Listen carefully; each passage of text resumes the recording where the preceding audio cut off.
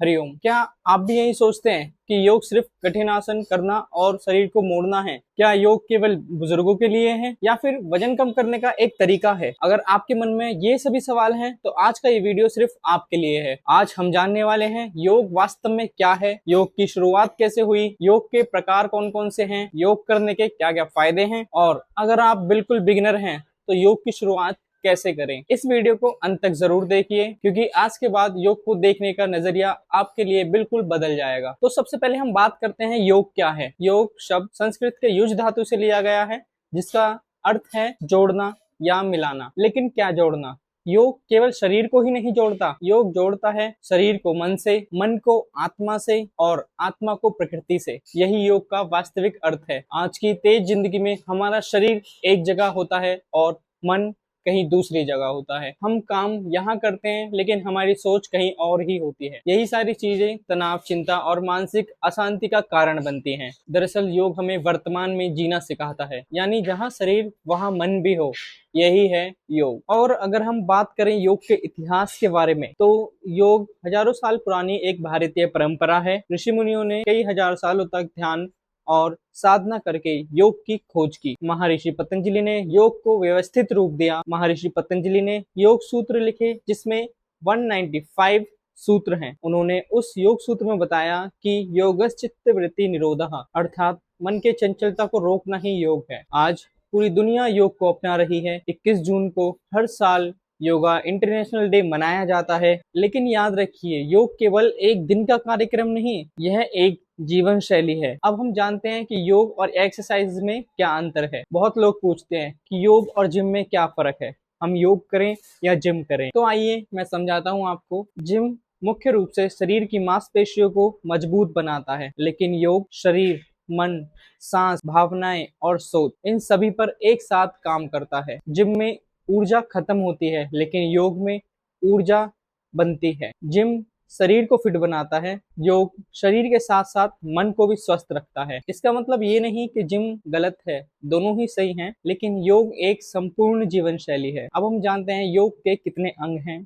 योग के 8 अंग हैं: यम, नियम, आसन, प्राणायाम, प्रत्याहार, धारणा, ध्यान, समाधि। सबसे पहले हम बात करने वाले हैं यम के ऊपर। यम हमें सिखाता है, हमारे अच्छे व्यवहार को सिखाता है, सत्य, अस्तेय, अहिंसा और ईमानदारी। वहीं हमें नियम सिखाता है, शौच, संतोष, तपः, स्वाध्याय, ईश्वर प्रणिधानानि। अगर हम बात करें आसनों की तो आसन हमें सिखाते हैं स्थिर सुखम आसनम। अगर हम बात करें प्राणायाम के बारे में तो प्राणायाम हमें सिखाता है सांसों पे नियंत्रण। अगर हम बात करें वहीं प्रत्याहार के बारे में तो वो हमें सिखाता है हमारी इंद्रियों पे नियंत्रण।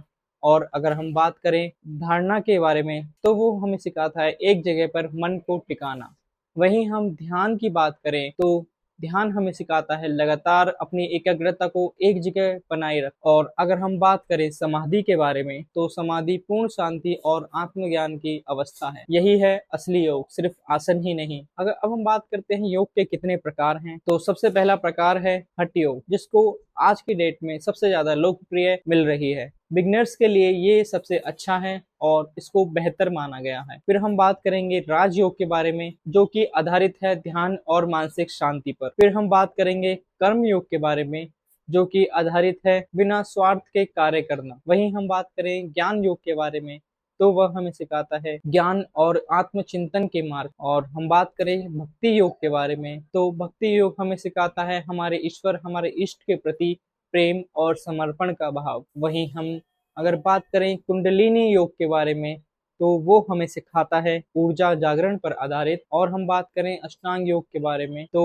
वो हमें सिखाता है नियमित और अनुशासित अभ्यास। हर व्यक्ति अपनी आवश्यकता के अनुसार योग को चुन सकता है। अब हम बात करते हैं योग के फायदे के बारे में कि योग करने से क्या होता है। तो सबसे पहले हम बात करते हैं शारीरिक लाभ, यानी कि आपकी बॉडी पे क्या क्या इम्पैक्ट पड़ते हैं, क्या क्या चेंजेस आते हैं। तो सबसे पहले हम बात करते हैं यह आपके कमर दर्द जैसी समस्या को दूर करता है, घुटनों को मजबूत और उनके दर्द को भी कम करता है। ये आपके शरीर में लचीलेपन को कई गुना बढ़ा देता है। साथ ही साथ वजन कम करने में भी आपकी मदद करता है और आपको एक बेहतर नींद और बेहतर पाचन देता है। सबसे बड़ी बात, आपके रोग प्रतिरोधक क्षमता को कई गुना तक बढ़ा देता है जिससे आपके शरीर में रोग आना बंद हो जाते हैं। वहीं हम बात करें दूसरी ओर मानसिक लाभ के बारे में, यानी योग का आपके मन पर, आपके दिमाग पर क्या प्रभाव पड़ता है, तो योग सबसे पहले आपके तनाव को कम करता है, चिंता को कम करता है, डिप्रेशन, एंजाइटी जैसी समस्याओं से आपको बाहर निकालता है और आपके